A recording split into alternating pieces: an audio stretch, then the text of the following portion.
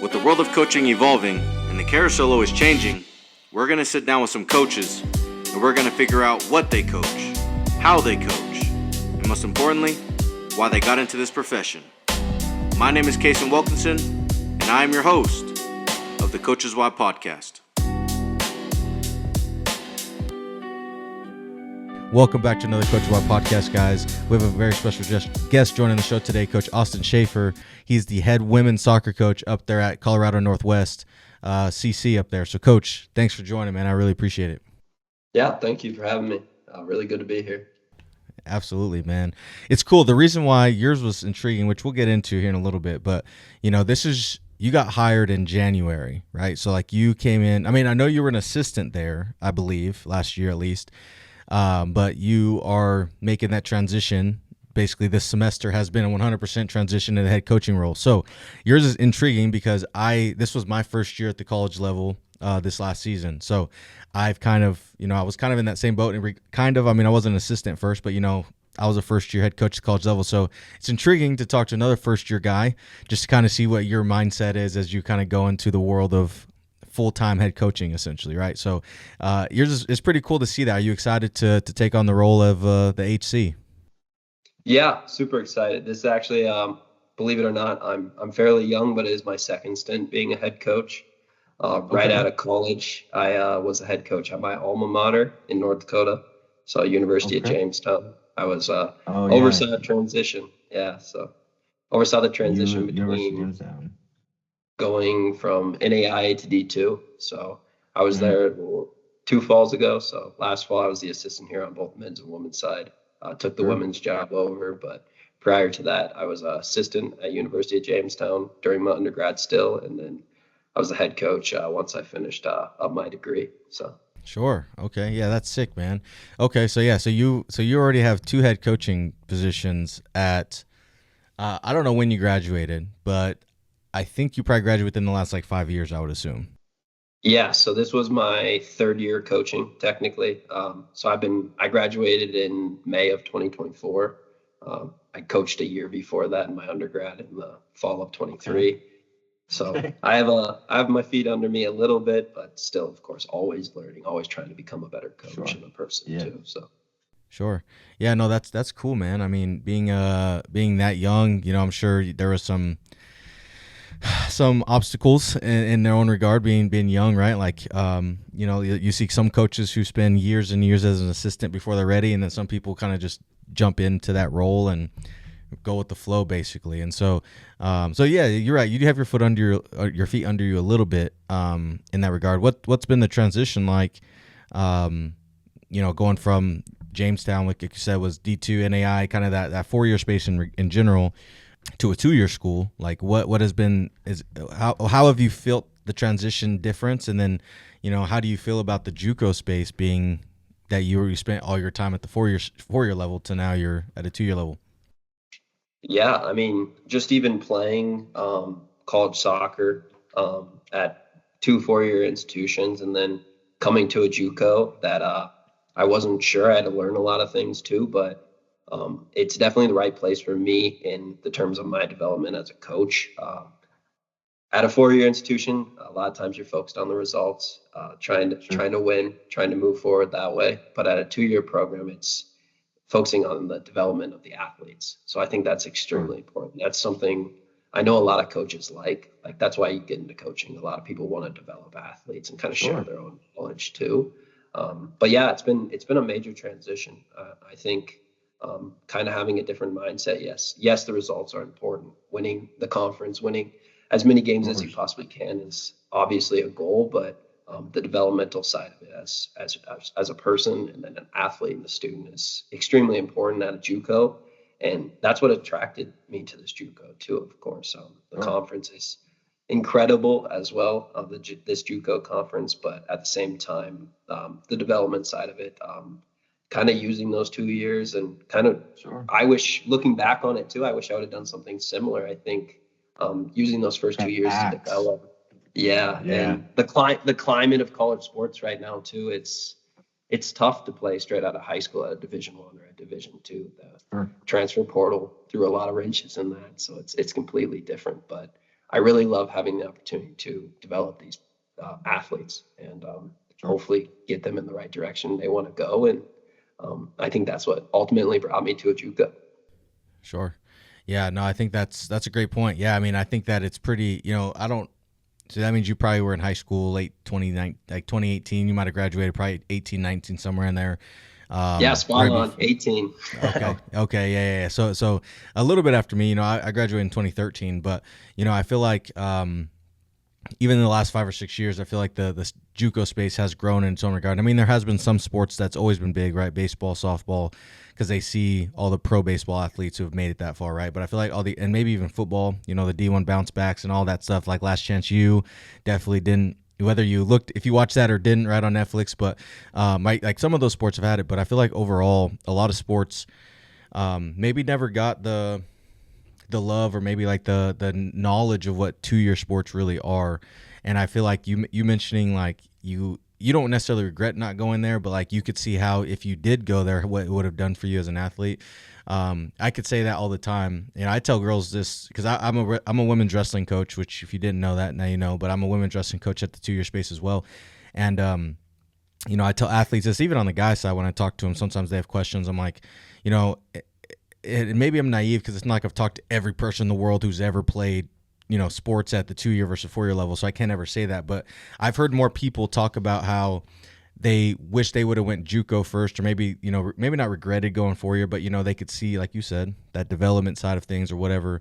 I guess the best way to describe it is I've heard more people, quote unquote, they don't necessarily regret it, but say if I could have went 2-year, I would have went 2-year first and then went 4-year. I don't really hear a lot of people regretting going JUCO first and then going out. Like I don't really hear that argument. And so it is cool just to see that like you've spent time there. Now you're coaching there. I mean, I'm the same way. Like I went 4-year and I'm coaching at the 2-year, and it's cool because you can actually see the benefit of a 2-year space and whatever it may be, financially, academically, or obviously athletically, all of those perks of going 2-year first and really helping those kids, trampoline essentially into what they want to do in life, whether it's continue sports, whether it's just continue school, whatever, right? Obviously setting them up for that next step. So it's pretty cool that you mentioned that because, I think that's kind of an area that I wouldn't say is necessarily underspoken on, but I feel like there's kind of that wall or maybe that like, well, oh, it's 2-year school. I don't really want to go there, right? There's kind of that, what do you want to call it? Like, yeah, I guess wall. I know there's a better word for it, but there's kind of that vision, that view of the 2-year space. So it's pretty cool that you see that, Yeah, absolutely. And I love, you say trampoline, absolutely. Whether that's playing at a 4-year institution, Division I, Division II, NAI, wherever that may be, or just moving on with life and getting an education somewhere else. And I'm a firm believer that education is a tool for a lot of things in life. It can be the driving force for everything. So if you're not going to play, I hope you continue your education, but having that stake in your student athletes is awesome at a junior college. You get that ability to kind of help and guide them to where they want to be. Yeah, no, that's a great point. And, it's pretty cool. Like soccer, which usually we talk about this a little bit later in the episode. So, well, sometimes they're early, sometimes they're late, but like, because I don't know. It depends on how conversations go. So I can never speak on if it's early or late, but I do know on the level of soccer, right? It is truly the biggest sport in the world in terms of viewership and just, membership basically. But it also is nice because like Colorado, there's almost every school in Colorado has a soccer program at the 4-year space. And if not, it's probably because they either don't have athletics or they have a soccer program. Like I feel like that's a pretty fair comparison. Now, like Pueblo, Adams, UCCS, Mines, like all those have soccer programs. Now, to speak on if they have women's or not, I can't speak on that because I know Title IX and all that. But the idea is like most 4-years, right, have women's soccer. So it is pretty cool because, wrestling, women's wise, it's still growing. So, there's still not that level, right? But like I know soccer, there's probably over 1,000 programs in the entire country between all the levels, of course, right? And so just the mere opportunity that they may get, by going JUCO first, right? Like they may only get 4 or 5 phone calls out of high school, and you might be one of them, but they do well with you, that can easily go to 15, 20, 25 if they do all the right things. So it's pretty fun, and it's cool to see the opportunity that they get. Yeah, absolutely. And I mean, you said it yourself too. I think it's such a global game. Part of recruiting that makes it hard, but also it's easier too. I mean, we're looking across the whole world. We're not just looking at the United States like a lot of other sports are primarily just looking at within the States, especially for like football, basketball. I know they're kind of straying away from that. They're looking at Europeans, and we're signing a few Europeans, Australians as well. And the game's growing. Soccer wise, I would say it's still growing, but it's already the most popular sport. So we do have a lot of options around the world, and I think that's a great part of our game too. It speaks all languages. Soccer speaks every single language across the board. So getting girls, guys in here is just incredible, and I love having the different cultures and the diverse cultures on a soccer team because that's what makes it special. Yeah, I'm a big soccer guy. I grew up playing FIFA. I grew up playing soccer for a long time. So I usually talk clubs and internationals, and there'll be World Cup questions at the end of this. Like, there'll be some fun questions at the end. But are you a Premier League guy? You a La Liga guy? You an MLS guy? What are you? Big Prem guy. I'm a Chelsea fan, unfortunately. Interesting. Not it's not the worst team that you could have said. Let's say that it's not the worst team, because if you said somebody else on that, I've said it 100%. I have 1,000 every episode I've ever said. A lot of people are Premier League fans, and I always say you could be Man City and we'd have a problem. It could be Man U, and it could be any Manchester team, but really Man City, we would have you and me would have some beef. So, but I'll see my team from there is also not the same team they used to be. I was watching some stuff, and they're playing just trash football right now in terms of just how they carry themselves. If I'm talking Premier League, I'm an Arsenal guy, and so like they're just it is what it is. Not only physically, but I don't think they carry the same values. Anyways, that's a whole nother podcast episode. We'll talk about that another time for sure. But anyways, I can this say is the only time I'll wear red too, for that factor too. I'm not an Arsenal guy, but hey, you know what? Respect. I like it. Well, back to why we got on the show is to talk a little bit about you. So, tell me, where'd you grow up and when did you get involved in, soccer, maybe all sports, since, or I guess say maybe all sports, but I guess add soccer in there since obviously that's what we're coaching. Yeah. I'm a Midwest guy. I'm from Iowa originally. I grew up in North Dakota, though, small town in the middle of the state, Jamestown, North Dakota. Played all sports growing up. My mom was a big swimmer. She swam quite a bit. She teaches swimming lessons still. So I swam in high school, kind of all growing up till about I was a freshman. My dad loved basketball and was a golfer too. So played a lot of sports, most sports. I loved basketball. That was probably my first love. But I didn't grow very much, and I traveled a lot. It seemed like I was happy feet out there. I was always moving my feet, but I loved sports growing up. I still love a lot of sports. I'm a big golfer, but soccer was always the constant there. And after high school, especially, or going into high school, being from a small town, a lot of my teammates didn't want to play club soccer anymore. I kind of phased out of that, so kind of hit a bump in the road in development. I didn't really have a club team close to me, so I would guest play for all the club teams around the state. Sure. But I was lucky enough that there was a college in town, so I was really blessed to have a good relationship with the men's and women coaches at University of Jamestown during my early development, and I would join in practices with them.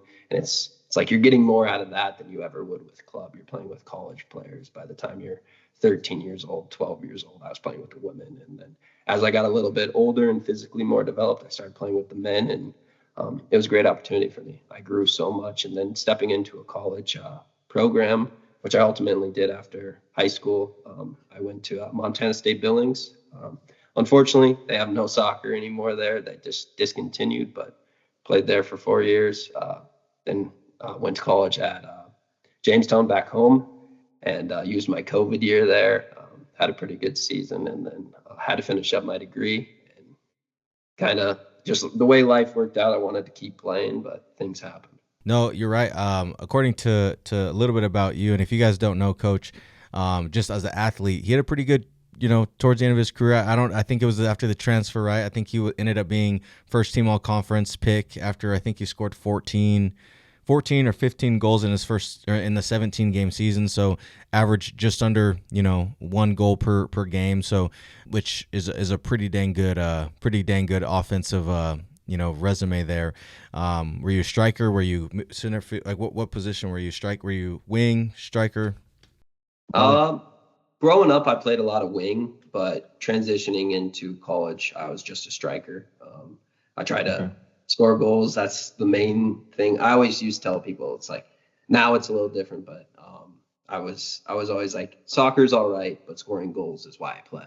Like I just love scoring goals. I mean, I Yeah. was very motivated by seeing the ball go in the back of the net, and ultimately that does help your team, but very, very very keen on scoring goals. That was always my objective, and even as a coach now, I want to play um, attacking soccer. I want to go Yeah. forward as much as possible. Yeah.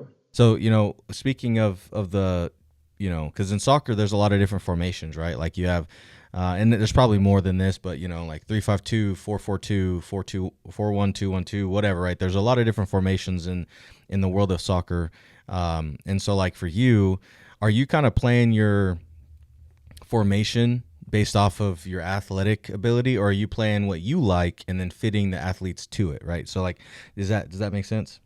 Yeah, I get what you're saying. So I'm a firm believer that like, yes, this is my vision, my program.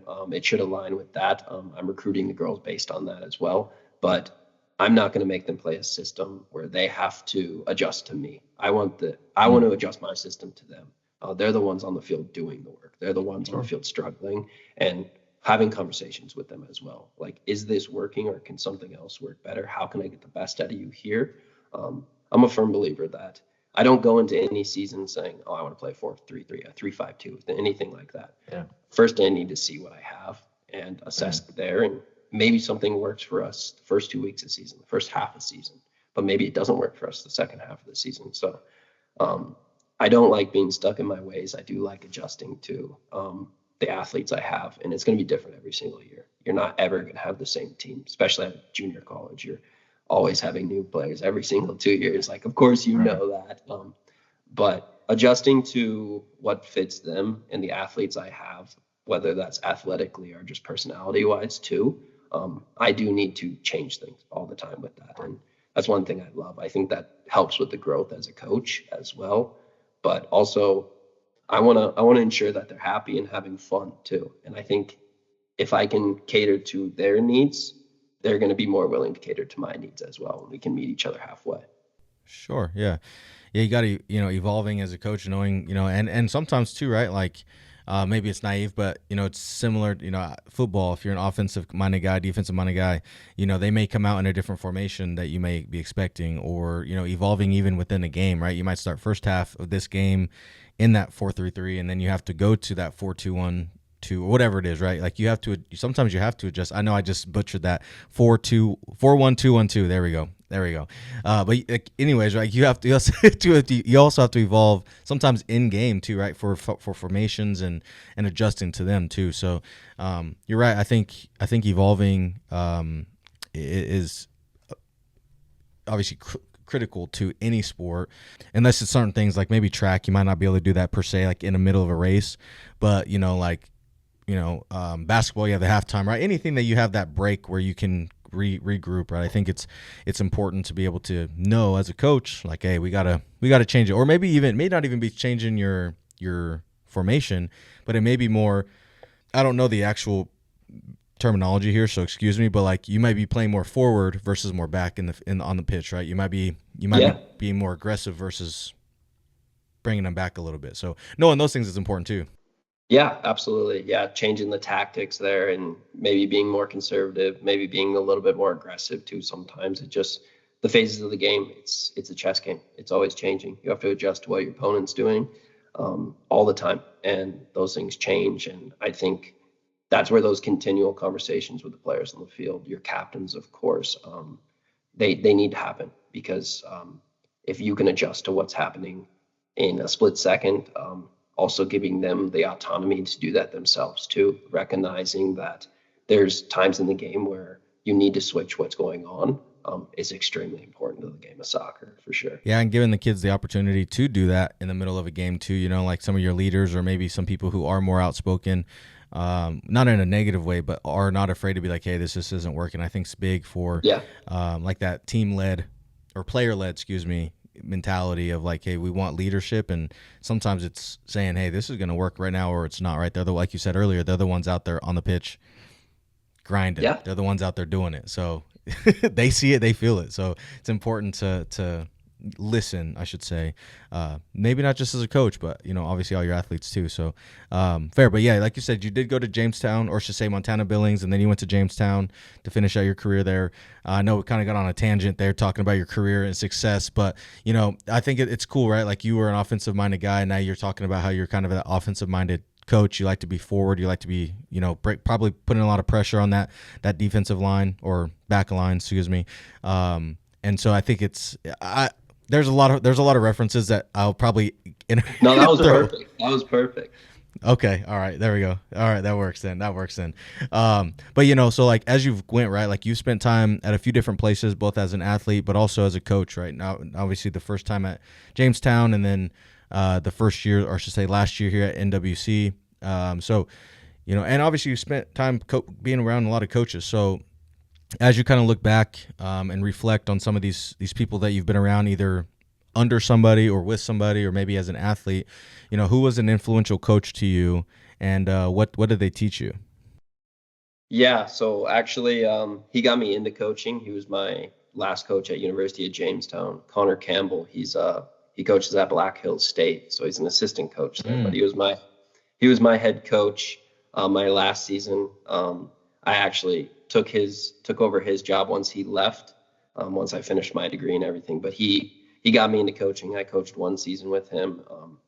He was just a guy that had a extreme belief in all of his athletes, extreme belief in me too, and that's something that I didn't have in my career as much going forward. In my last year at Jamestown, having that belief and that trust in me, in the way that he got the most out of me, is something that I tried to instill in my coaching as well. I want to give you the confidence. I also want to give you the feedback of what you want to do better.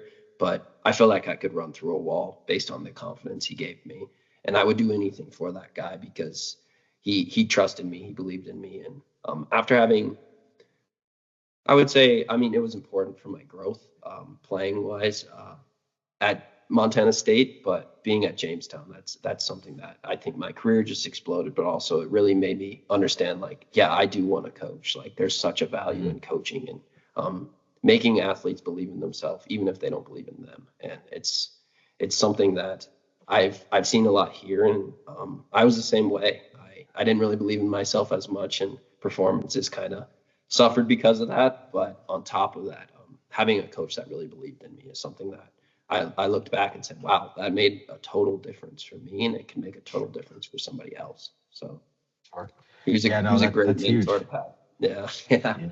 Yeah, sounds like it. Obviously the conversation of getting into coaching and stuff, but you were an athlete who whether you felt it at Billings or you didn't, you really felt it at Jamestown, right? Your last stop. So now that you're coaching, and this is kind of a hard question, I don't even know the proper really grammar, maybe how to put it together, but like you might have some kids who you bring in, right? And so like I know you have this kind of belief in probably all of them, that's why you're bringing them in, right? But like in the situation like you might have faced, and it might be different, so kind of keep that in mind as well, but like how do you coach a kid who either doesn't believe in themselves, or maybe you believe in them, you might have more belief in them than they do, right? And it takes some time to grow that. So I guess a two-parter is, one, how do you do that piece on that level? But also, how do you not lose belief in the other kids whenever you are having a lot of belief in this group of girls here, right? Especially because, like, I know the argument's probably like, well, this group, it's pretty easy to put belief in because they show up, work hard every day, and this group doesn't put as much work in, right? So there's kind of like that balance of, like, as a coach, you're not playing favorites, but you may also give this group of girls or athletes a little bit more effort because they're giving you everything, right? And this other group may not be. So if that makes sense in terms of that question, it's basically how do you coach through that situation and how do you maintain belief among everybody?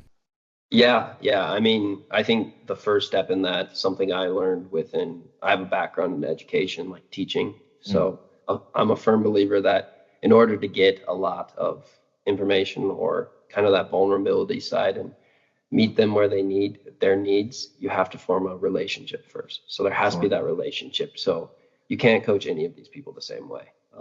There's no right way to coach one person, and it doesn't mean it's going to work for the next person. And I think that's what you're saying. Those highly motivated athletes, it's a little easier with them, right? It's a little bit easier to have that belief in them because they're doing all the things that can make them successful. For those athletes that maybe are struggling with that, that's a different conversation. I think they need different things as well. They need to be pushed in a different direction. And also sometimes, hopefully you don't lose anybody, but that is the case too, coaching. You may lose some girls that just aren't bought into what you want, and maybe they figure out this isn't what they really want either. But that relationship, that trust, first of all, is extremely important with any athlete, but also finding different ways to reach players. I know that this player maybe will accept feedback and wants the feedback, but this player, not so much. You have to find a different way how to evaluate their performances and evaluate each other too. I think self-assessment is a huge part of it too. We meet with all of our athletes. I try to meet with my girls bi-weekly, just to see how things are going, not just on the soccer side, academics as well, but also in life.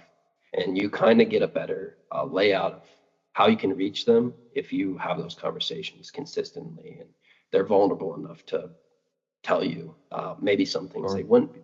And I think it's a process for sure, and it looks different with everybody, but still going through those steps, having those conversations with them, making sure they know where you're coming from as well. Those standards are very clear, but also laid out to them consistently. And I think also having a continuing plan of where we want to be and how that motivation kind of may change, may not change, especially like from the fall to the spring, it's easy to keep that motivation. But when you're playing in season, it's a lot easier. And then the spring, you're kind of just waiting around, and it's not the off season. You're still doing things, but there's not games to get motivated for. So you have to find different ways to motivate these athletes, especially at the different levels of motivation. Sure. Yeah. And like you said, I think the biggest piece is that self reflection and that self motivation, because you can only do so much. You can't flip their switch more. You can't want it more than they do, which I know that's really hard to say because we all want it, right? Like we all want to be successful, but like they have to be willing to buy into the things they have to do, right? In my regard, off the mat, they have to do all the right things, but on the mat too, right? And off season can be that way. But yeah, for sure, I 1000% agree. They have to, the self-reflection and some of those things are definitely important in ways of how the heck we continue down that road. So very, very good point there. So, going back to the coach, one final thing about him, I'm curious to know, because you are, I wouldn't say new to this, but we're new to this, right? Like I haven't been coaching a whole lot of time in my career, in my life in general. You haven't either. We've probably been coaching, probably about the same amount of time. I don't know, but we haven't been doing this for decades on decades on decades, right? Like that's just not what it is. So I'm curious to know from that coach from Jamestown, or maybe even a coach you've been around, either an assistant or maybe the last coach you were with, what's something that you've taken from that coach or from a coach, right, that you've taken and implemented into your program or plan to implement into your program, like on the mental side, but also, which probably is the relationship thing. You kind of just mentioned how that's important. So maybe you can touch on that if there's anything different. But anyways, something you've implemented on like the mental side or personal side, and then also on the schematic side. So practice, formation, just how you handle certain things when it comes to the game itself. What have you taken and implemented into or plan to implement that you've taken from somebody else? Yeah, schematic side, I would say just like protocol, things like that, like leading into the soccer side of things and the setup of those things. I would say another coach at Jamestown too. He was the women's coach there. The way he went about things, the structure of things, completely changed the way I view practice or anything like that. Loading practices is something I would have never considered. Looking at how far we are from a game. So on a Monday, our load's going to be higher because we're not playing a game till Thursday. But when we get to Wednesday, it's like you have to have a lighter load, and kind of just gauging those practices. Okay, this needs to be a high load. This needs to be a low load. This needs to be a medium load. Really breaking down what your training sessions should look like in order for those to be harder than a game possible. Nick Becker did outstanding with me. He was such a great mentor. He's the head coach of the women's team there at Jamestown, but also from other sports too. I want to absorb as much information from all these coaches as possible, especially the people that have been around for a long time. We had a coach at Jamestown, and my last year there, they won the national tournament for NAI. So it's like very successful coach. I wanted to pick his brain as much as possible. And one thing that I really took away from Coach Hagerly is that he was very personable. He related to his players on a personal level, and I think that that's something I completely want to take. I don't just want to know about how good you are at soccer or how good you are in the classroom. Like, I want to know about your family. I want to know about your brothers and sisters too. Like, we're in the relationship business here. It's not about winning. It's not about losing.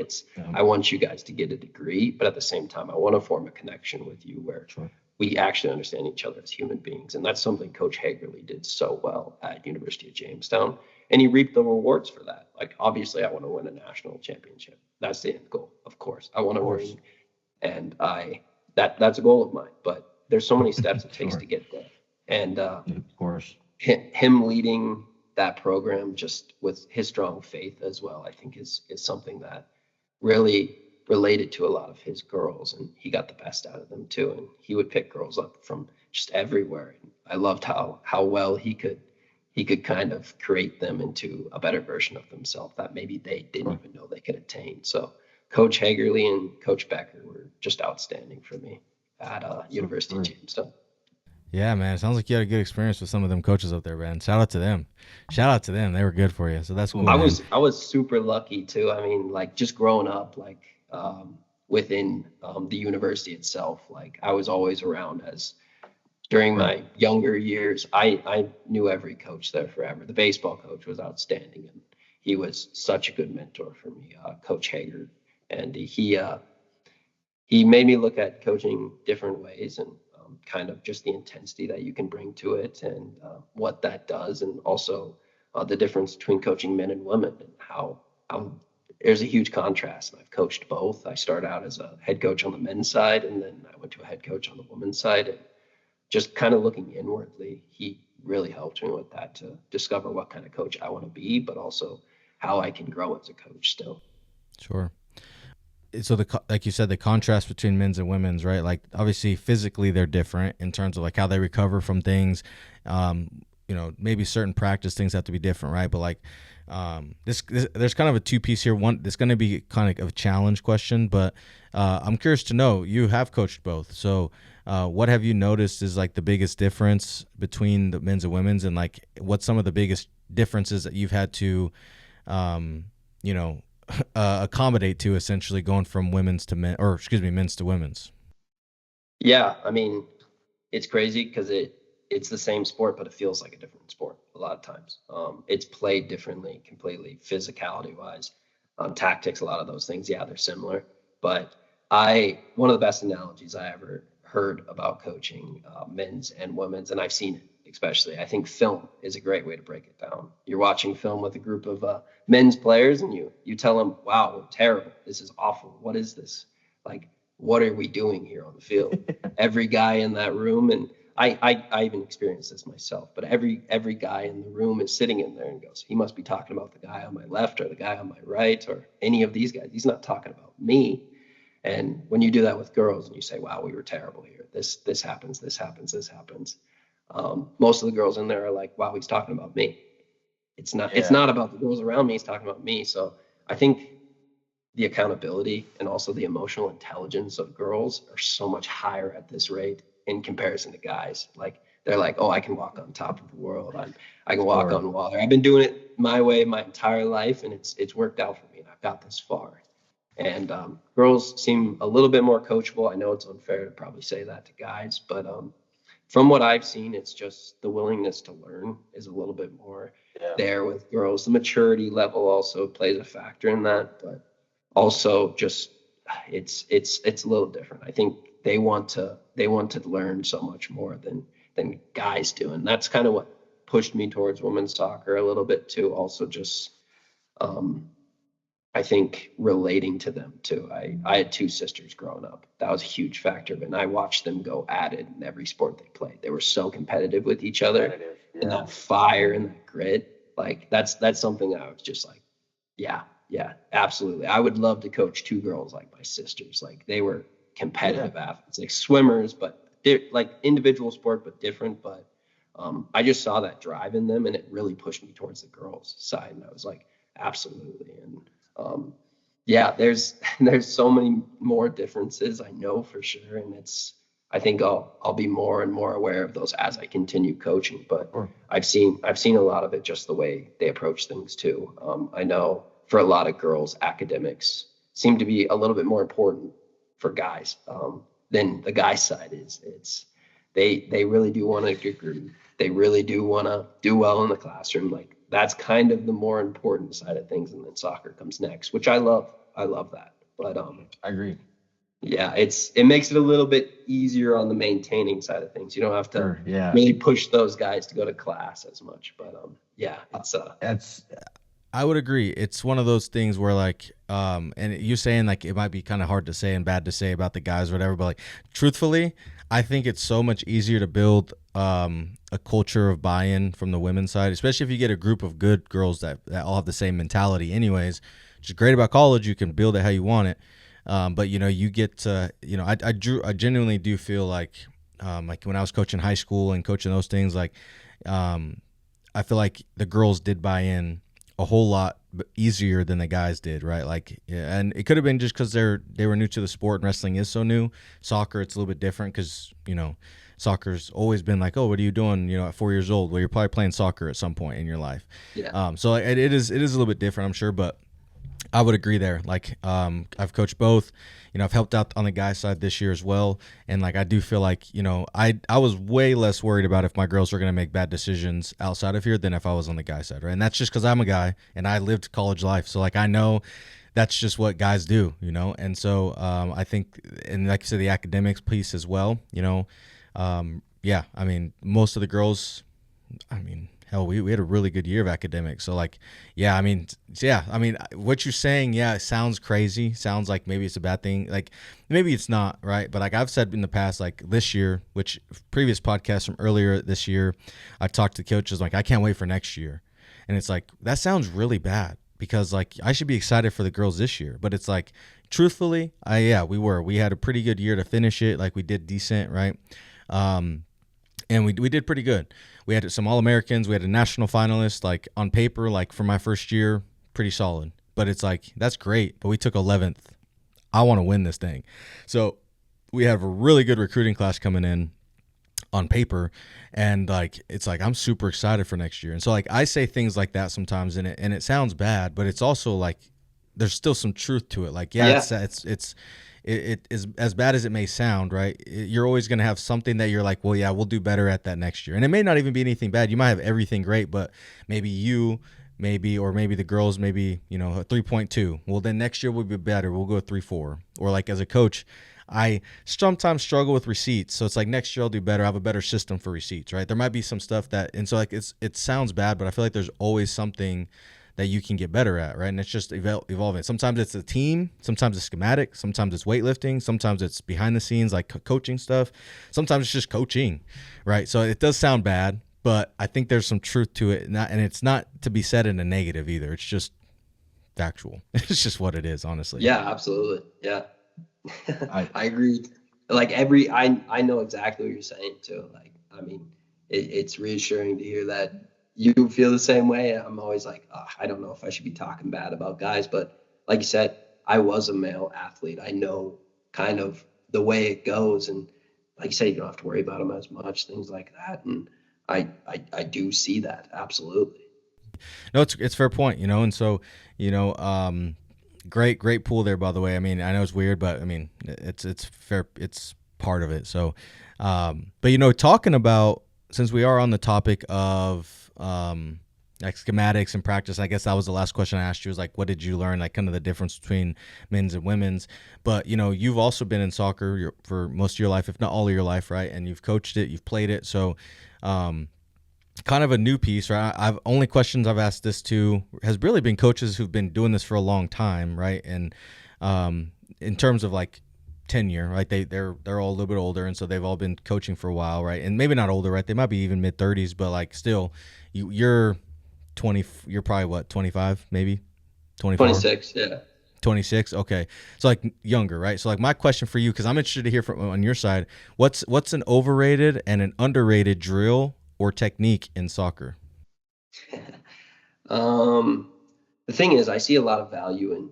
I think you can get something out of every drill, but there's some drills where I'm like, yeah, that's overrated for sure.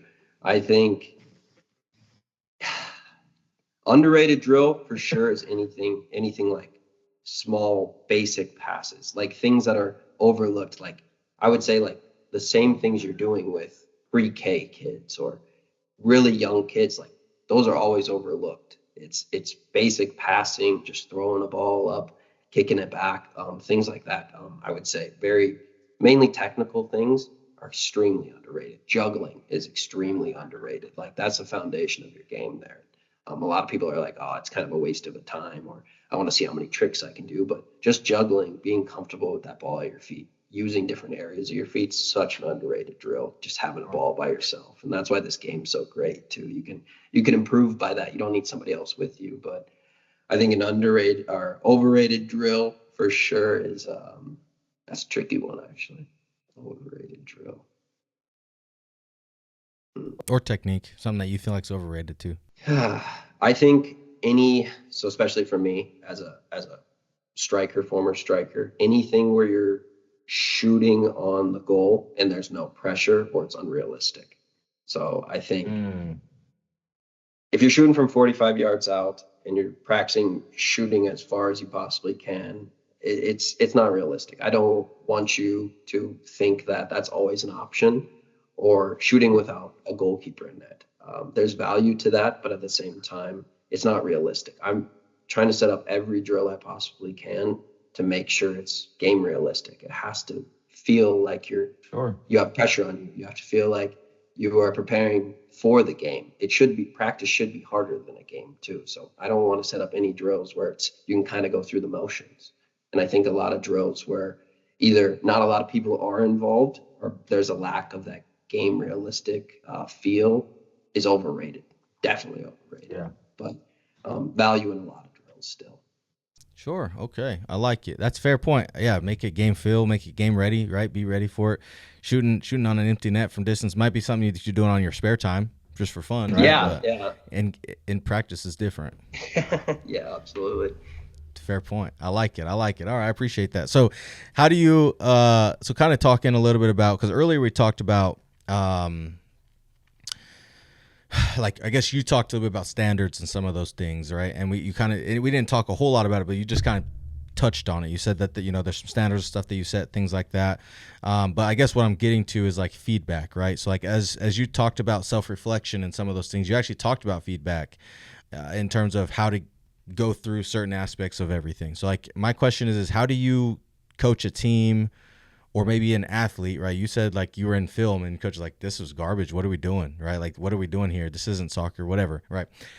Well, it's soccer, but not our soccer.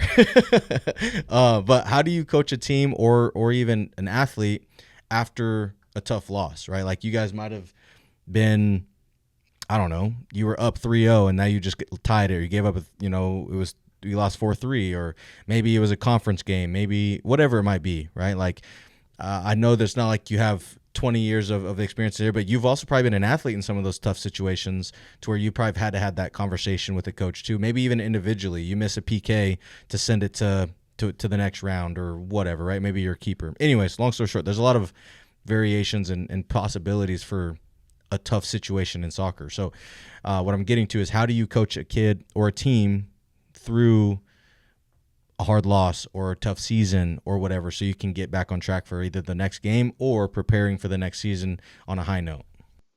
Yeah, I think first and foremost, it's finding healthy and sustainable ways to evaluate performance as a team, but also performance as an athlete. So for me, a lot of that was I equated a good game to me scoring a goal, and that's not a healthy way to look about playing a good or a bad game.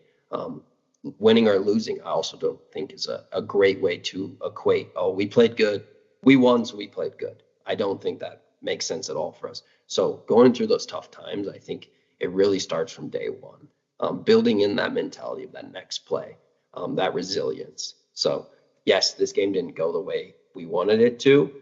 Why? Why did it go that way? What happened and how it happened? Those are discussions we can have as a team, but also individually with athletes. What happened on the field? Why were you making those mistakes? How it happened and why it happened? And then what can we do next to ensure maybe that doesn't happen again? So I think finding those ways to evaluate them, but also being honest with them, giving them that feedback. And of course, telling them what they did right and what we want them to continue to do to help the team, but also trying to bridge that gap of, okay, this was happening in this moment here. Can you kind of walk me through that? Why was that happening? And I think giving them more and more power to kind of assess themselves. I really like using a grading system too, weekly as well. We can discuss that with the athletes. So when they come in, how do you think you did this week? How would you grade yourself? You're getting graded in the classroom, but you're not getting graded here. You know how you're doing in the classroom. That's a bar. It's a bar. I want them to have an assessment of what they're doing on the field too. Sure. Like, you're here to play soccer as well as go to school. You're being assessed in the classroom. I want to assess you on the field too. I want you to have that feedback, and also I want you to assess yourself. But I think that's the way to get out of those, especially when you're losing. Or like last season, we started off pretty hard, I would say. On the women's side, we lost 3 in a row, 3 tough opponents in conference after having a pretty good preseason. And it's the resilience of the team, but also having that understanding, like there's always next game. There's always next game. How can we improve? Yes, we're going to learn on what happened last time, but we're always going to improve. And especially individuals, like looking at the film, dissecting that, also dissecting of what they were feeling and how they were feeling and why it happened and those things. I think going through those steps with athletes, it takes a lot of time, but that's why you do it. You want to give them that feedback. You want to see that growth. And I mean, that's just kind of the way I would go about that. I think that's a great point, especially because, I think it's important that you do have that graded system, and it's cool because you guys, last year, which I know you weren't the head guy last year technically, but like I know you're involved, right? And so like you guys had some really good wins last year, against a ranked teams, right? I think at one point you guys beat, I can't remember who it was, but I think they were ranked as like size number 4 or 5 in the country. You beat them middle of the season. I know you ended up losing to them in the first round or whatever, or in the playoffs. I can't remember what it was, but it was cool. Like you showed a lot of like we're here, right? Like we're meant to be here, right? It wasn't a fluke. We tied with this team who's top 20. We lost to this team by 1 or 2 who's also top 20. Like you're competitively in these games, right? And so, but a lot of that, the reason why, outside of just the talent, is how are you able to recover from those wins or losses, and how do we able to kind of have that short-term memory to reattack, right? And so it's cool. I like that. I like your explanation on how you give feedback, because I think it's important, as you go. So whenever you think about an athlete, right? Speaking of athletes, I guess I brought it up. Whenever you think about them in terms of like you're bringing in X amount of athletes, right? I don't know how many you have on a team. I know you have 11 on the pitch, and then you have probably X amount on your reserves, essentially, with between 4 to 7, 4 to 10. I don't know how many you have, but you probably have 15 to 20 people on a team, roughly. So what my question's getting to is like development, right? So like how do you get an athlete to go from, in high school terms, like JV, right? How do you get a kid to go from JV or bench in your recurve, right? Maybe this person's a reserve. And how do you get them to be a starter? Basically, where do you start with development first? So where do you start with it? And 2, what are some of the things that are usually needed in that development to actually find their way onto getting minutes, being a starter, being that person you can call on, even if it's the 60th minute, right? And you have this person may still not be getting subbed in, right? So I don't know, there's a lot of variables to it, but in general, like development, how do you start and where do you start with it? And how do you get that athlete to go from reserve to actually getting some minutes? Yeah, I mean, I think first and foremost, we got to realize where they're at. That assessment, that initial assessment, like understand where we're starting at. Are we on the basement? Are we on the middle floor? Are we on the top floor? And I think if we're in the basement, what steps can we take to meet this? So it's different with everyone, right? Say we have a girl who is very athletic, extremely athletic. That's not a problem at all. See, maybe she's on the middle floor there, closer to the basement. But what steps do we need to take to ensure that she can go from maybe that JV athlete to a starter or a potential game changer? I would say different with everyone. Athletically, if they're very athletic, like I said, for the example of this girl, maybe she needs to work on her first touch. How can we ensure that she's getting enough of that in practice, but also does there need to be individual training too? Do we have to do a lot of 1v1s? I love doing that too. I think that's a huge part of the development on the JUCO side. So really assessing them foremost, where are you starting at? And then what do you need?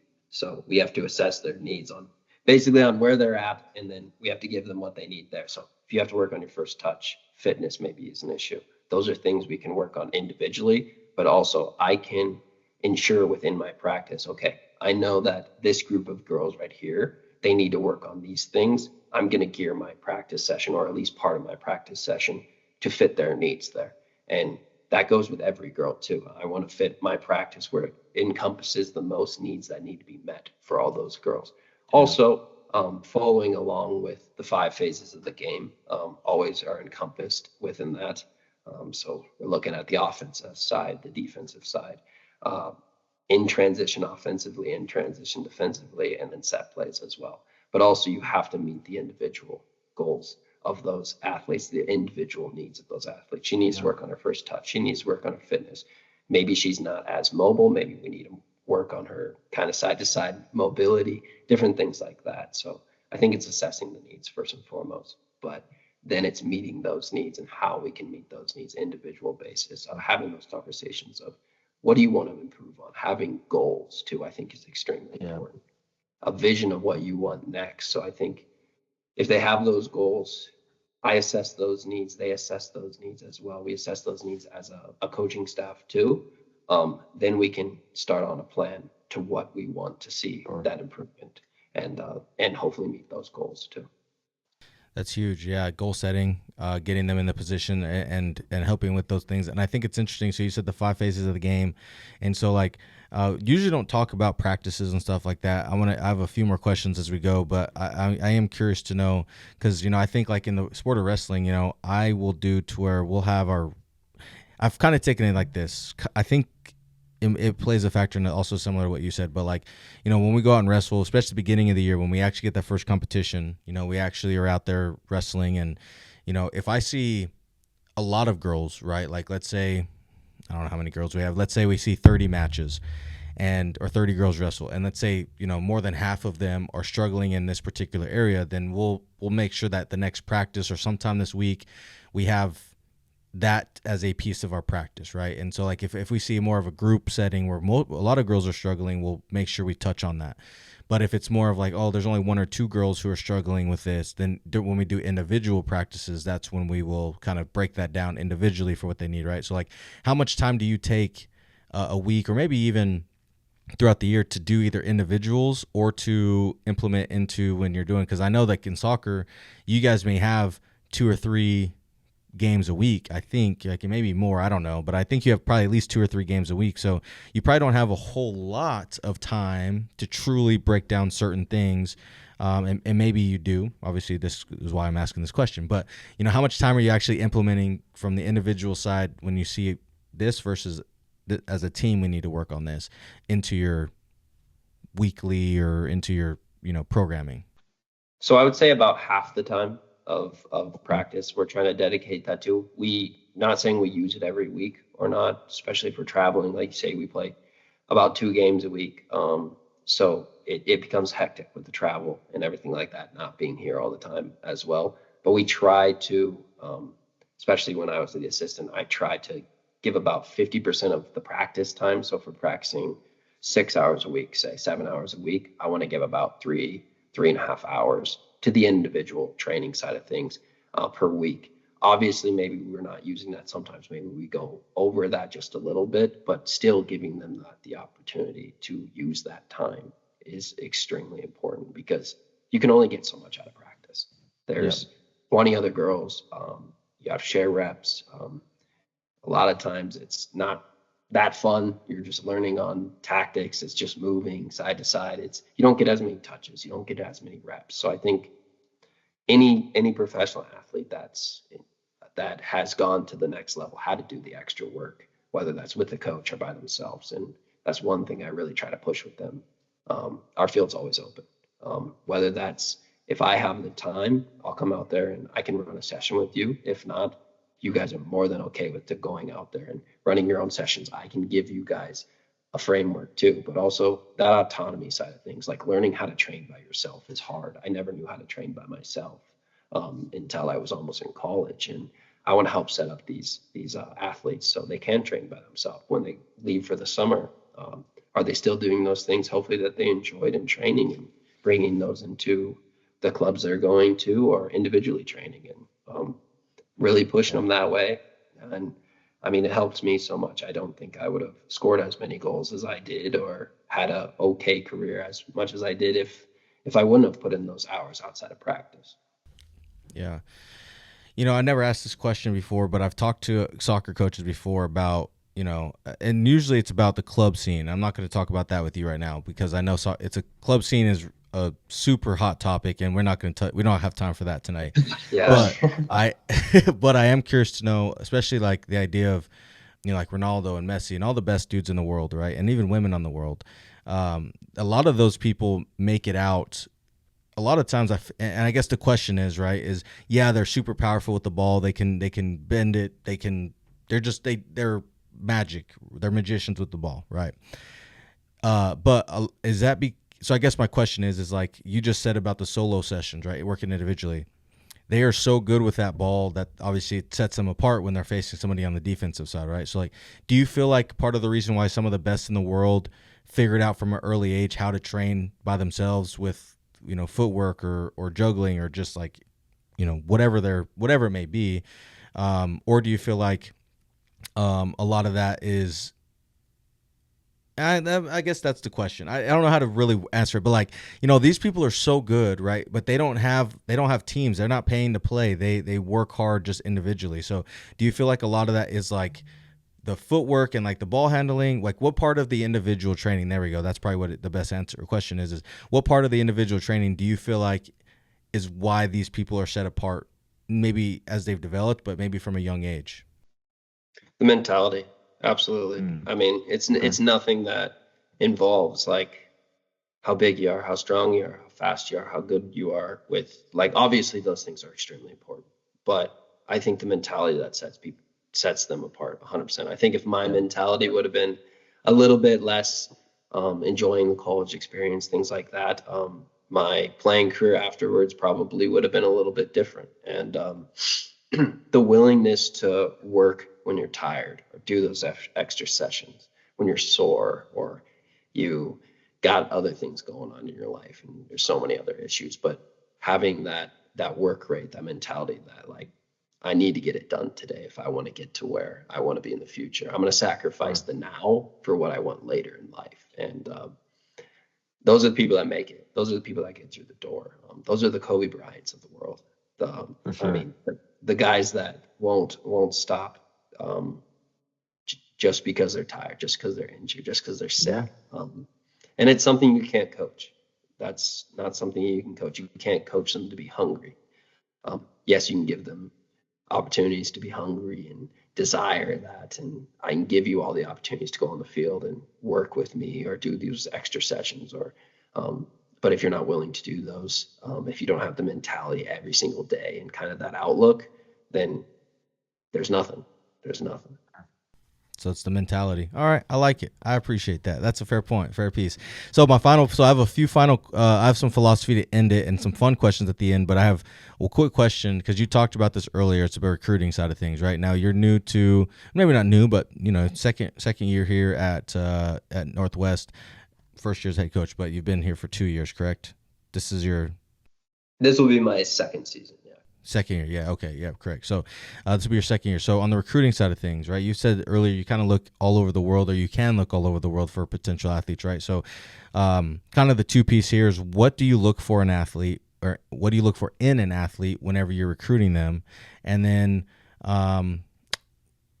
I guess that also is like where you're looking to, like where are you looking, what are you looking for, right? Stuff like that. And then the second question to this is, what are some of the biggest challenges that you faced, or that you first year here, right? First year's head coach here. So what are some challenges that you are currently or have faced, right, on the recruiting side as you've taken this role over? Yeah. So the first part of that, what I'm looking for most of all, I want great soccer players as well, obviously, Yeah, but that's not the most important thing to me. Hopping on a call, getting them out here as well. I want to make sure I'm recruiting good people first and foremost, good for my culture. You have to build culture extremely quickly at the JUCO level. Every 2 years, it seems like you're starting from scratch. But at the same time, I think recruiting people that I can see that want to push in the same direction as me. They have those goals. A big part of it too is I like to ask the girls coming in if they do have the goal of playing college soccer past JUCO. And a lot of the girls that say yes are the ones I want here, of course. But some of those girls that maybe don't want to, I'm not going to push them to the side. I still want them here. But yeah, I'm looking all over. Not so much internationally. I think we just have so many good players domestically. So I'm trying to look all throughout the United States, of course, Canada too. And but for the most part, the type of players we're looking for, I want them to be women of good character. I want them to strive towards the three standards I really, really push for: academic excellence, excellence on the pitch, but also personal growth. Those are the three things that you must have if you want to come here. And also, extremely important, you have to be excited about coming here. You have to want to come here. You have to see that end goal. So those are the type of players I look for. Soccer side of things, it's important, but doesn't matter if you're the best player on your team and you're not a good teammate. I want you to be a good teammate. I want you to be good for the culture. And those things are way more important to me than you being just phenomenal at soccer. That's by all end all there for me. But also you do run into some struggles too. You don't want to miss out on those good players. And I think struggles with any junior college, any athletic program is trying to get those players that will buy in. And I think that's a struggle for me here at Colorado Northwestern. It's just how can we, being in a rural area, smaller area too, how can we tell them or show them without them actually experiencing it, that this place is incredible. I think it's a diamond in the rough. It's in the middle of nowhere really, but at the same time, I don't think you understand what you'll take from here until you're here, and the community and the feel of it. And those are issues I definitely run into on the recruiting side, but also there's so many other things, that the administration side of things, you got to make sure their majors are applicable too. So it seems like there's different issues with every given athlete I have the opportunity to talk to, but that's part of the job, and I love it. I love that struggle. Yeah. I love recruiting. I love connecting with athletes and coaches. I think that's such a great opportunity for me. Sure. Yeah, I love that, man. That's awesome. Yeah. Okay. So some of your challenges, kind of typical. Yeah. They don't know until they get to experience it, but I love that for sure. So then kind of towards the final pieces of this, in terms of the philosophy, kind of some of my favorite parts of this is talking a little bit about, I don't know, the deeper side of coaching, I guess. And you've done a really good job of kind of hinting at some of these things, so we're probably going to hear it a little bit as we go. But first question for you is, how do you build a successful culture on the level of buy-in and mindset? Yeah, I think that starts with recruiting, making sure you have the right pieces for the puzzle, because I mean, if you don't have the right pieces for the puzzle, it's not gonna fit. But also just being able to bring your walls down as a coach. Like, you're not just an authority figure, you're also someone there that's there to help them and mentor them. And I think that helps a lot with building culture from the get-go, but also culture is the team. The culture is the girls. That is our culture. And that's the way I see it. So every single year it looks a little different, but having that understanding on the team that we're all doing this together. I think building it from day one really starts with the standards. The standards speak volume, kind of what our commandments are on the team. Not commandments so much, not so biblical, but kind of Yeah, like yeah, I see what you mean. yeah, it's like our tenants. I mean, Pat Summit she had like her tremendous 10. So these are 10 things that I want you guys to live and breathe by on the field, on the court, in the classroom, those things. So I think addressing what your expectations and standards are to your athletes, but also understanding what they want and what they need is extremely important. I think that's how you can build that culture and that buy-in, and also making them understand that you're here for a reason. Like, this is where you're supposed to be. Now that you're here, how can we all push to the same direction? How can we all get behind each other? And I think that's one really good part about being in a rural area. You lean on each other a lot. You're around each other a lot. And I think that's such a good culture setter for us, being around, being immersed in it, struggling together. I think those things, of course, like team bonding activities where you can be around each other, not just in a soccer setting, is extremely important to the foundation. But that's one thing also I want to learn more as a coach too, because maybe that worked one year, but maybe that won't work the next year, how to build the culture. Or maybe we got the culture completely wrong one year and we need to fix a lot of things.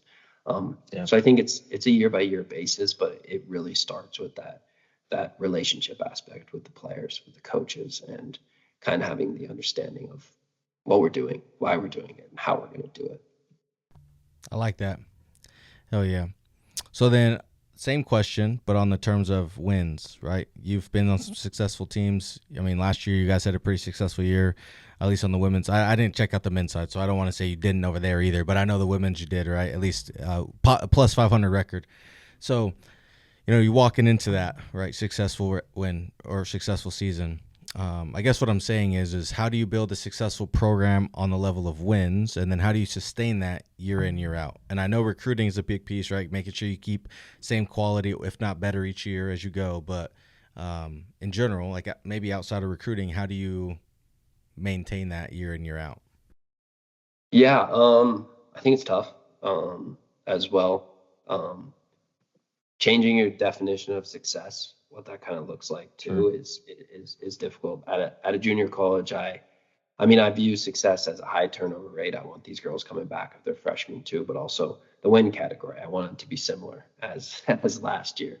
And I think recruiting is a huge aspect in that too, but also, that is a difficult one. Yeah. That is a hard one because it's hard to, I truly think it's really hard to like dictate because, you might have, like I've talked to coaches who are returning 85 to 90% of the same team or did return them, right? And then, year one or whatever, 2 years ago, they were conference champs. And then like last year with 85 of this or whatever, 80 to 90% of the same team, they go 6-14, right? And so like they don't even make the playoffs. So like I feel like it is a really hard question because like how do you stay consistent to where you are a UNC or a Duke or like even Vermont, right? Vermont won a natty 2 years ago, and this year they didn't even make the playoffs. So it's like how do you maintain that? Which, granted, D1 transfer portal, blah blah blah. Like, that might be a harder conversation, but still, like I think it's a really hard thing to try to figure out how to do back to back until you do it for years on years on years, right? Like it's always the wonder. And even then, like I'm sure, like, I don't know, basketball, there's a lot of different references, Golden State Warriors, what do you consider success? Like they won 4 in like 10 years, but they haven't been that great the last few years in terms of like what you're used to, right? So like, are they still successful or have they fallen off? Are they, whatever, right? So I think it is a really hard topic to understand and grasp and kind of pinpoint how you actually do it. Yeah. I think it's tough. I mean, it does add some pressure coming in as a new coach too. Absolutely. The past 3 years under Eldon, phenomenal coach here, and lucky enough that he is coming back. He's going to be kind of an assistant for me. He wanted to step away for a little bit, but the head coach and I will just be switching chairs next year. So, Okay. but with that, more than anything, it's I mean, we made it to the conference tournament the past 3 years. We got there, but we didn't get past there. So one thing for me, obviously, I want to get to that conference tournament. I want to go far, and I want to qualify for the national tournament. But I understand it's my first year, and that's not something that could happen right away. Sorry, I gotta plug this in. No, you're good. But obviously, that's something that I have a vision. I have a 3-year plan for that. So I mean, my first year, I want to maintain a high academic standard. I want to have a high GPA, 3.4 or higher if possible. But I also want to try to get close. I want to finish above 500 at least. Sure. I mean, that's the goal for the first year, but the retention side of it is the most important to me. I want to retain as many girls as I possibly can so we can have that continuity into the next year, and the culture's set and the expectations are set, and we kind of understand maybe what went wrong, what we can do better next from the previous year, and we can build into the next year, and then that continues on. It's a domino effect. But I think reevaluating success every single year is going to be something that's a constant for me. And I think that's the best way to go about it, and hopefully ensure that success continues. Yeah, absolutely. Well, I appreciate that, man. I got one more question for you. It's my favorite question. It's actually the show. It's the name of the show. It's why do you do this? What's your coach's why? Yeah, I mean, my grandpa Doyle, he was a basketball coach, and I didn't know him very well. He passed before I was around too much to remember it, but everything I ever heard about him, he was a great coach, and I always had the vision to be like him. I wanted to be like him, and I wanted to be a teacher, and I wanted to be a coach, which are pretty synonymous. And to be honest, the major thing that really pushed me towards it is like obviously having grandparents that were coaches and looking up to coaches my whole life. But I really wanted to be around the game as long as I possibly could. I felt like the game gave me so much. Some of my best friends, some of my closest relationships, and I felt like I had a lot to give to the game still. It gave me everything I possibly could ask for and need, but I felt like it was my time to kind of return everything I possibly could to the game and give as much as I possibly could to the game. And it kind of got cut short, my playing career. I tore my quad, and 2 days later, I took the head coaching job at Jamestown and tore my ACL like not too long after that. And then a lot of those things luckily happened after college, but it really puts it in perspective for you that you can't play this game for the rest of your life. And I felt like I wasn't done giving all I could possibly to the game. And I felt like I needed to do that because, I mean, so many people say it, but there's such a value in sports. Like sports saved my life, I feel like. Yeah. It's definitely the reason I've wanted to go this far in my education is because I wanted to keep playing sports, but there's such a value in education. But this game is so valuable, and I felt like it deserved a little bit more give back from me, and that's why I do it. I wanna be the coach that my player that I didn't have. I want to be that for my players, and that's also the way I viewed it as a teacher. My professors always said that too. Be the teacher that you never had, and I want to be the coach that I never had. I want to make these guys feel like they could, guys and girls, run through a brick wall. I want them to make it seem like they can stand on a mountain. Those are all the things I want to do, but I also want to share my experience and kind of the way I felt playing as well, and also the way I feel coaching. And I want to give back as much as possible. Sure. No, man, that's a deep why. I could feel it. I could feel it coming from. I could feel it in your voice, bro. I could feel it. That was awesome, bro.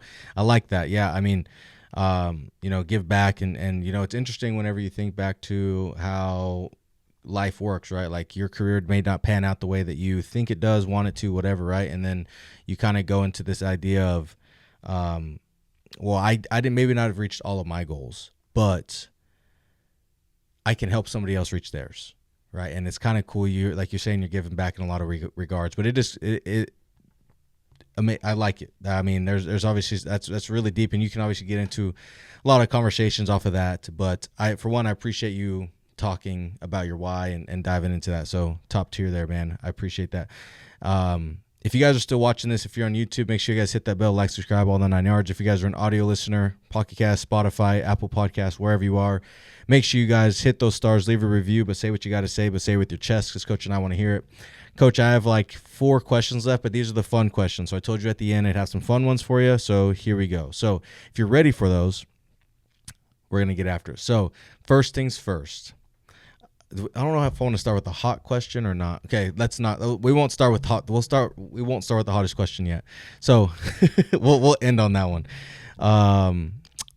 What's your favorite level to watch? What's the most entertaining level of soccer that for you when it comes to or maybe the most entertaining level in terms of like collegially, right? Like I know probably like I know you said you're a Premier League guy, like world class, World Cup, like international. That's probably the most fun. But in terms of if you watch soccer, in terms of like, JUCO soccer or D1, D2, NAI, like all that, right? Like what's the most entertaining to watch in terms of an American space? It's a good question, actually. Collegiate level, I would say it's different for the guys and girls. Like the guys side, I really like D3. I think that's so cool to watch. A little different. You have a lot of guys that are going for academics and things like that. D3 is really cool to watch. Of course, D1 and D2 are cool too. But I enjoy watching D3 and NAI because it's like a lot of those guys are overlooked. They're not playing D1. They're not playing D3. They shouldn't be as good, right? But they're so competitive, and it's a different style of soccer too, completely. I think given each school, obviously they play different too, but on the men's side, NAI and D3 are so cool to watch. I think it's just a different level. And I had so many teammates on like summer teams and things like that played D3 and national champions and things like that too. And it was awesome to see like them actually play on that side. On the women's side, I really do like watching NAI, but D1 is awesome on the women's side. I think the ACC especially. I'm a huge North Carolina fan. I love Anson Dorrance. He was previously at UNC forever, but the women's soccer team at UNC is if I'm watching D1 women's soccer, that's who I'm watching. And I mean, historically, they've put so many girls to the national team too. So D1 on the women's side, NAI D3. NAI D3. Yeah. Okay. I like it. Fair point. So who's your GOAT? Who's the GOAT in the game of soccer? That's tough. Brazilian Ronaldo. Oh, R9. Well, yeah. Wait, is that right? Yeah, R9. Yeah. Yep. I think Messi's the best player of all time. Well-rounded, can do everything. But like as a striker, R9 is just that's just peak. He's like everything every striker would ever want to be. That's my for sure in the soccer world. But Messi, you can't argue with that ever. He's just incredible. I love Ronaldo though too, but I grew up loving Ronaldo a little bit more. He seemed more focused on the things I was focused on, scoring goals. So I was like, but I got a lot of love for them. But my GOAT's R9. Okay, I like it. My favorite player is actually another Brazilian. Ronaldinho is actually my favorite player. I think he's my GOAT. He's not my favorite player of all time, but he's the GOAT for me. My favorite player of all time is Zlatan Ibrahimovic. What a good pick. Horrible person, but amazing soccer player. I don't know. I loved the way he played, and he made me really enjoy watching soccer. So Zlatan's my guy for sure on that side. Mine's Eden Hazard, probably my favorite ever. Just because I'm a Chelsea fan, so I mean he made me fall in love. Him and Torres kind of made me fall in love with Chelsea. I'm a huge Torres fan, but I love watching Eden. he made me actually enjoy being a Chelsea fan. Yeah.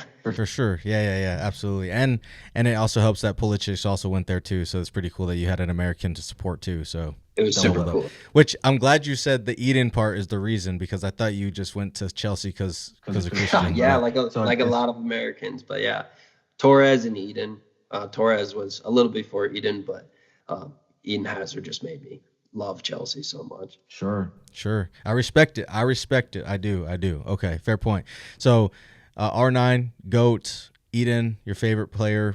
So then what's your World Cup predictions for 2028? Or 2026. Sorry, that's this year. 26. What's your World Cup? I'm thinking Olympics. World Cup, what's your predictions this year? Top 4, your final 4. I want England to win it all. Don't know if that's going to happen. But I would really. Who you want to win? England. Oh, England. Okay. Yeah, I love Harry Kane. Love a lot of the English players too. But I would love for America to go far, but it's going to be tough for us. I'm excited about Mexico. I think they're going to be a big shock to a lot of people. I don't think they'll finish in the top 4. I think it's going to be Argentina, probably France, Spain, and maybe Germany. I think top 4. Okay. I think England, and I would like to see England and Germany in the final, but I think it's going to be England, Spain. Sure. Okay. I like it. So who wins it? Ooh, England. It's coming home. Yeah. All right. I like it. He's coming from the plus 6,000 in terms yeah, of not the best odds. I wouldn't bet on it based on me. Yeah. How about you? Who do you got then? You know, who I got to win it all? My final 4. So I had America making top 8. That was my goal. I really thought if they had the right draw and that group, they might be able to make 8. I don't know anymore, but I thought that I was really thinking they could make group or the final or whatever, Elite 8. Final 4 for sure. I think France is in there. I do think Argentina. I think Germany's a pretty fair pick. And I mean, it's really hard to bet against Spain as well in there as well. But personally, I just think I'm also currently a huge Mbappe fan, so it's hard to say if it's not America, right? And Zlatan's not playing anymore. And not even like biased towards them winning and being really good. I just truly think the French are playing really good soccer, and they are consistent for the last decade in how they play, and when they get all of those guys together, it's just really hard to argue against them, right? And like Spain's really good, of course, too. Like Germany's obviously always going to be good. You know, De Bruyne and all of those guys who really make Germany. But I just don't see France not making finals, and I think it depends too. I think it depends on the venue and because I don't know where they're hosting the World Cup final. I didn't look and see where that was this year. I wouldn't doubt it's not Dallas. Is it MetLife? So New York. Okay.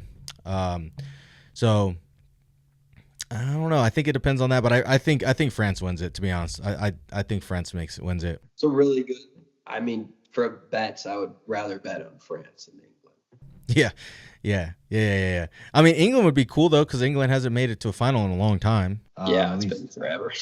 I was like, I mean, they've always been relatively good. You know, they've made top 8 and I think final 4 in maybe not recent World Cups, but you know, since we've been alive, they made final 4. They've made it pretty decent, right? But like back when Beckham was there, I think they were still. I think around that time they were pretty solid. But you know, Harry Kane's obviously good, you know. But like either the Netherlands, like I don't know. I honestly haven't paid attention to the Netherlands like that recently, so I have no idea if they're that good. But I know for a hot minute they were destroying my brackets. They were killing it. I didn't think that they were that good, and then they were just killing it. So, but yeah, I mean. I truly do think that it's going to be France in the final, and I think France wins it. But I would love to see if America made it. I hope America wins. To be honest with you, if we made it there, we're winning. I mean, oh yeah, absolutely. Yeah. I'm going for Ivory Coast and America in the World Cup final. I like that. Yeah, quite the Ivory. Yeah, that would be sick. Yeah, absolutely. I love Drogba. That's fair, so yeah. Oh yeah, facts. Yeah, Drogba. Yeah, I think that would be a sick pool. I mean, what they really need to do is get Balotelli back and get so that Italy can actually do something in their life too. But you know, whatever. Italy was really good for a while, but I don't know. I don't know. But yeah, I mean, I think France wins it. So we'll reconnect here in we'll reconnect in 2 or 3 months, and we'll see whose predictions were right. And if hey, I don't have $6,000 to just give out on a bet, but if you bet $1 on that, you might come out with pretty good vacation money. That might have paid for your trip, Might have to. It'd be worth it. It absolutely would be if you took that W home. Absolutely. So sure. So my final question for you, my favorite, probably the hottest question, which is why I waited till the end. Maybe not for you, but I feel like it's a pretty hot question in a lot of regards. What state produces the best high school soccer? Colorado. Oh. All right. Colorado or California. Those are my 2 arguments. I think the East Coast does so well too. North Carolina, South Carolina, but I'm not gonna lie. I think Colorado. We got it. I'm biased, of course, but I was gonna ask. I feel like that was a very biased pick for sure. You have recruits out there who might listen to this, and if they ever get to this point of it, they might be like, Coach said. Or Utah. I'll say Utah as well because I got a lot of Utah girls. Yeah. I was gonna say there's definitely some. Yeah, I mean, yeah, absolutely. I mean, looking at it though, we have multiple players on the national team. The captain of the women's national team is from Golden, Colorado. So it's like there's a lot of girls. Mal Pugh's from Colorado, so there's a ton of girls from that area too. Swanson's from that area too. So yeah, biased, but Utah and Colorado. That's what I'm going with. I will say this: as much as somebody's going to talk trash about that pick, if there's numbers to show that. If there's numbers, right, numbers don't lie. So if there is statistics behind why, hey, like they do produce really well, they get a lot of kids to the next level or whatever the case is, like argue with the wall, right? Like this is what it is. So good thing is there's so many incredible states. Like Texas is so they produce so many good girls players from Dallas, especially the Sting. They're doing incredible there. But there's so many different areas in the country. Okay. That I would say so. North Dakota's not up there. My home state, unfortunately. Most people are like, we didn't know you guys played soccer up there. We thought you lived in igloos. Yeah. Colorado and California. And Texas is the honorable mention. I feel you. I got you. Okay, I like it, man. I like that. Well, Coach, I appreciate you jumping on here, man. This was a really good episode, really fun. I appreciate you taking the time to chit-chat and talk soccer. So thanks again for taking the time to talk today. Yeah, I appreciate it. Thank you so much for having me on. Of course, bro. I really like to get you on after maybe year 1, year 2, something like that, right? In some time after you've had some, I'd love to kind of see how the first few years have went for you. So I'd love to get back on and maybe we could talk a little bit more. So if time and schedules permit, put that down, and I'd love to chat. We can also talk about the World Cup predictions that we talk about here too. So yeah, that would be great. Yeah, for sure. Yeah, sick, man. We'll definitely have to plan for that. And obviously, all of you guys who are listening, watching, I really appreciate you guys taking the time to chit chat with me, not chit chat. You were chit chatting with me today. Thank all you guys for listening and watching. There we go to the episode today. And but with that being said, we'll see you guys in the next one. Peace.